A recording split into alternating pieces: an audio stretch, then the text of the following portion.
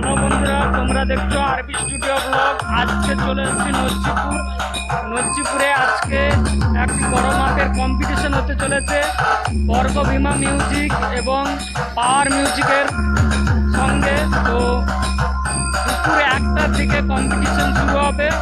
এই মুহূর্তে বর্গভীমা মিউজিক এখানে দেখতে পাচ্ছ, এখনো ফিটিং হয়নি। ওদিকে পাওয়ার মিউজিক বাজছে।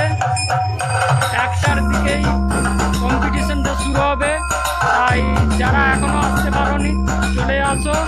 এদিকে দেখতে পাচ্ছ বর্গভীমা মিউজিকের মিট রাখা হয়েছে, এখনই ভ্যানে নামালো আর ব্যাসগুলো আনতে গেছে।